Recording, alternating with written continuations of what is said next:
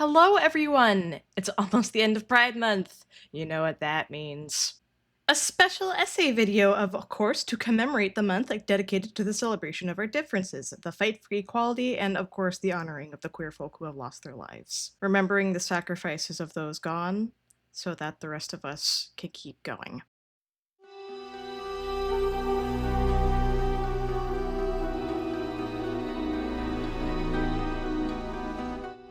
Yeah, weird thing to start a video on, but stay with me. I'm gonna explain why I'm evoking Tower of Babel here. I'm certain this sounds very weird, but hear me out, hear me out.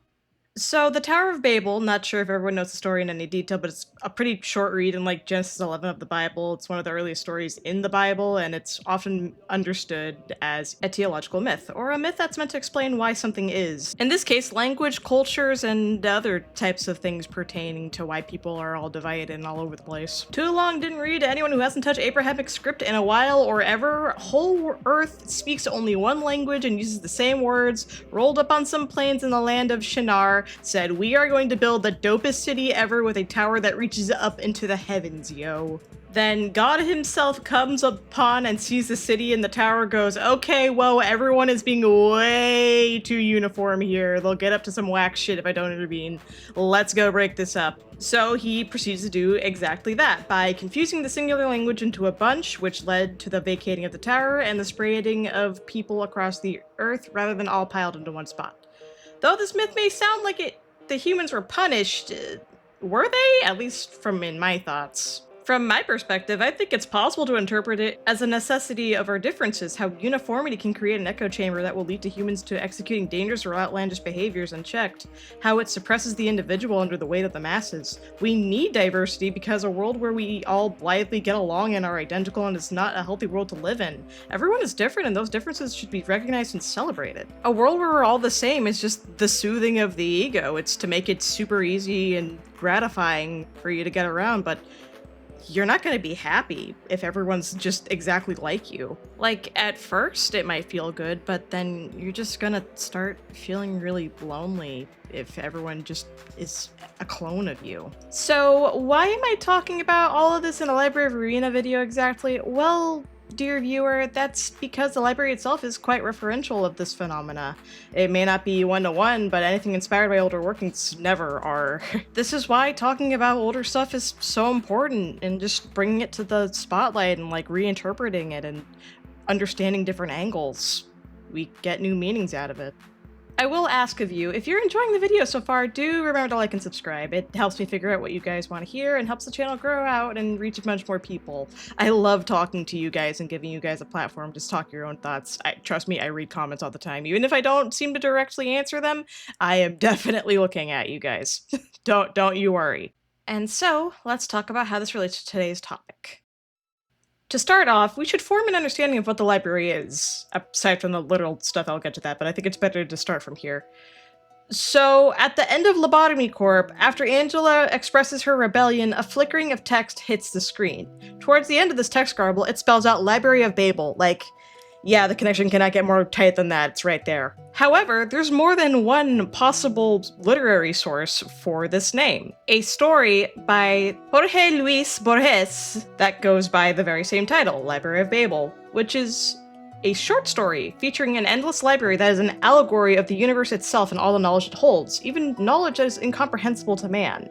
People, including the narrator, relentlessly search this library and try to make sense of it, even though many of the things are beyond their concept of sense. Some ways in, the idea that a book or even a person who had read the book that contained everything, a perfect compendium of the library's infinite roster, or a man of the book, that would press people into exploring the library in a mad search for this hypothetical book or person. However, the text ends with the narrator recognizing the library's infinitudes and finding peace in it. Definitely give it a read yourself. It's short, easy to find online, come to your own conclusions. As I'm certain the more lore affluent of us are aware of, Project Moon certainly loves weaving double meanings or folding literary features onto each other, so understanding there's, in fact, multiple points of inspiration enables us greater understanding and more room to discuss. So, now that we understand there's a textual link to these concepts, let's get into the more in-world relevant details about the library. The library was previously a Lobotomy Corp's HQ building, having been transformed by Angela's own ego. If you notice, even the orientation of the building is in fact the same way it was formatted as the last day of Lobotomy Corp. We don't really have details on how this is working exactly, because the way ego is manifested doesn't really resemble the methods we're currently familiar with, aka volatile nipple arrest. And Angela had like a direct tap on the seed of light's source, so that probably influenced how and why the building changed. I don't know. This is weird. Please explain this, Project Moon. For a time, the interior of the library wasn't anchored to the outside world, with the actual physical structure that was accessible from the city was covered in an impermeable fog that covered the entire nest of L-Corp. I keep noticing people think that because the library's interior couldn't be accessed for the entirety of the story, that would mean that it had no physical anchor to the world. That's actually not correct from what I'm looking at. This used to be the physical building of L-Corp, so it has roots to the outside world. I imagine it's more a situation that it would be impossible to enter the library itself, aka the interior, from the outside. The physical building is like still there. It's anchored to the building. But before the blue reverberation broke in, you wouldn't be able to like walk up and go, hey, I want to come inside. I imagine this disconnect being from Angela's perspective. It's her ego after all. It probably represents how she felt about the 10 years she was in the loops with LobCorp. The physical building was still there, but a certain part of it was inaccessible to the outside world where, well, she was and everybody else. That was like likely deep, deep, deep underground. So I imagine the library situation to be similar until closer to the end, where things changed. I think with Angela's sensation that she was close to completing her goal, that is what triggered this intangibility to become tangible, for the interior of the library to connect to the physical world. She was, in a sense, feeling closer and closer to being free, and her ego responded in kind by making the outside world contactable. It didn't really stop being intangible when the light was released back into the city, after all, so it couldn't be tied to the light accumulation. It was all Angela all the time, from what I can see. I think this interpretation can be expanded with the bad endings in mind, as in Angela's, the library actually proceeds to keep growing and consuming outward into the southern parts of the city, as Angela herself didn't muster the courage to step out herself despite physically being able to. It's as if her now suppressed yearning to navigate and learn all about the city is being granted by her ego yet again, but in the worst way possible. In Roland's, the library quite literally crumbles, like physically. The wording in the CG art implies the very material falling apart. Nobody is saved, and Roland's most selfish wish hurts everyone and then finally himself. Everyone is gone. Everyone is dead. No one's saved. Because the point was to fulfill his own vengeance, not save everybody else. If this act freed all the people from their books, then surely they would have said something about it, and I feel like this would undermine the themes of this ending. Okay, that should be all the workings of the library at this point. It's pretty straightforward in essence. There are books upon the shelvings, and people are invited to the library. Said people are formatted into a state where they can be converted into these books upon death, as in, they're pretty much in the same state that the librarians are in. Abnormalities can rest peacefully in the books because the environments made by them are most complementary to their natures. Unlike LobCorp, that pretty much kept them on edge and always alert in these cramped little boxes, explicitly to harvest enkephalin. This is why cliff-off deterrence was needed for the environment, because it was really bad for them on purpose, and they had to psychic drug these things into a state that didn't immediately make them freak the fuck out. Oh my god. Now that we have a grounded understanding of the library in literal mechanical terms, we can finally get into the core of this video. What does the library represent exactly? Many things in Project Moon's works, the truth isn't obviously spelled out. It's sprinkled throughout the happenings of the plot. It's deliberately kept vague so we, the experiencers of its story, can craft our own conclusions based off the observable elements. Any good story allows its audience the ability to think about it, to trust its audience to understand the underlying themes. If your story spells out everything immediately and obviously, read more stuff. Anyway, so this is my interpretation of what I've witnessed. I believe, in a sense, the library itself is an ego of great potential. The two narratives it bears connections to, despite both of them appearing radically different, convey the same idea at the end: to embrace the nature of infinity, to be diverse and broadened in perspective. The folly that exists in both narratives is humanity maddeningly chasing after the singularity, the point of sameness, the crush to be uniform. It appeals to the base impulse of wanting simplicity, as simplicity begets the saving of energy. It's one less thing to worry about. But in a world where sameness has been achieved, then there are no hurdles that may block your path or challenge your mind left. Life becomes easy, unchallenging, placid, stagnant. If there are no challenges, then there are no opportunities to learn left.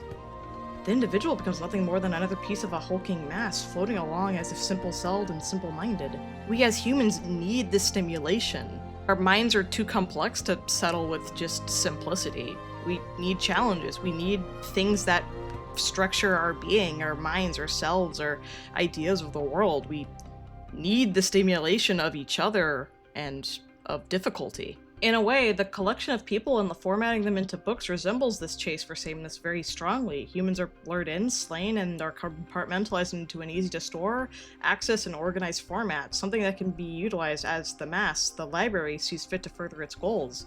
Unchanging, inalterable, finished. The idea of simply striking someone down so that they can be formatted into a book and be so conveniently read comes up once or twice, because it would be the simplest way to force what you want out of an individual, to entirely bypass consent or consideration of them as a person and just squeeze them out like they're a mindless resource to be exploited and expended. This is probably something that we have all earnestly wished would happen at some point in our struggles to live and understand each other. You've certainly had the thought that you wish you could just open someone up and get them to think or say or even do something you're dying for, because it makes it easy. But this isn't conducive to a social environment. It isn't healthy. The creation of an echo chamber leads to ideas simply being accepted rather than challenged or instigated. It's what had us be stuck for so long, like people not accepting new ideas or even killing people who had them. To have conflict of discussion isn't an unpleasant aberration upon sociality, it's a vital necessity to being social. Conversation and debate is what's really needed. If everyone has the same perspective, the same ideas, the same identity, then the pool of knowledge remains ever shallow, a placative pond that insulates the ego in comfort rather than nurturing it, a song of many sung with an identical voice and inflection. Even though the books represent different perspectives and lives of the city, they're all the same. They're all books. They're compressed down into easy-to-manage shapes. You can't talk to a book. You can't have an argument with a book. You can't debate a book. You can't learn organically about a book. It's just a thing to be used, a thing to be read, a thing to be interpreted on your own. The book can't talk. The book has no identity outside of what's on the pages. If anything, the reducing people into books is, in a sense, the reducing people into just ideas that you can speculate and draw your own conclusions on, because, again, can't talk to a book. You have to make up your own conclusion. Though Angela was engaging in this act of creating uniformity to protect herself and lift herself toward her goal, she kept the librarians, the people who directly defied her, intact for the run of the game. She was conflicted.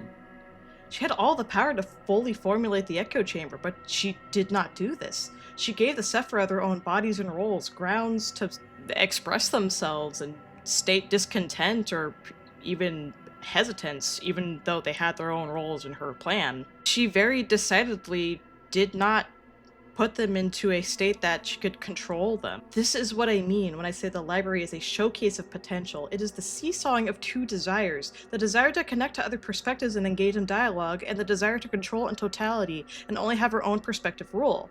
Angela is new to acting on her own. She's practically a child in this regard, unexposed to these social conflicts, precariously placed in a situation where she must make choices on her own without the aiding of a hand of a parent. All of the figures that could have behaved closely and parentally toward her are gone to her now. She's forced to learn these things without the safety net or direct parental guidance that we as humans have innately in our sociality, in our growth, in our birth. Angela didn't get to have a childhood. Angela doesn't formulate a change of heart at the end of it from nothing. Several times she is made to face herself, either through the guests of the library or the realizations that portray as points of emotional fever points. There is a reason Angela's final realization is with Hakma, the floor of religion, the eye embracing the past, building the future. The episode preceding the realization quite literally provokes Angela to open her eyes and realize the very invitations that facilitated the library's growth aren't of her will, but of another's, of Carmen's, that she had been blindly following, having placed faith in that they would guide her to what she wishes the most. Just as she had faithfully followed the script charted by Ian with hopes the cycles would one day end, blind faith in two figures. Her mistake wasn't in having this faith, but who she was putting the faith into. And speaking of these people, in a sense, you can say Carmen herself is the head of this mass, the foundation of the tower, or in certain understandings, King Nimrod of Shinar. Though he is not canonically considered the ruler responsible for the tower, many traditions attribute this story to him and his role of turning humanity away from God and tyrannically facilitating the creation of the tower through violence and subjugation. In a way, you can look at Carmen's formation of uniformity as the distortion phenomena itself, to have everyone equally exposed and internalized into themselves. For there's not to be a single soul untouched and left covered. She basically set Angela up to have her own idea of how things should be come to being through Argalia. She is, too, chasing her own man of the book, a single idealized truth, being that everyone is to live as their most unfiltered, selfish selves. This is how a world can achieve true uniformity in her mind. The reason why this is bad is because it completely forgoes human connection in favor of softening things for the ego. Distortion isn't simply being yourself to the most extreme extent, it's locking everybody else out in favor of your ego being expressed with no restraint, with no consequences, no acknowledgement of who it hurts and who it affects. The death of social connection. You can even see an idea of this in a world where Angela follows the invitations to their end. She finds no joy. There is no joy in uniformity, only the endless consumption of others' wills until a force greater than yours comes to stop you. She's not happy. She never leaves the library despite her success. She doesn't even know why she wished to be human in her revenge for vengeance. She has the one true book, everything, and yet nothing. The echo chamber has crystallized in this timeline into a destructive force. To decide you are unwilling to live with the discomfort of not having all of the answers is to bear no further questions. Curiosity dies, and so does the growth of the soul. You will be miserable, you will be alone, and you won't be able to grow.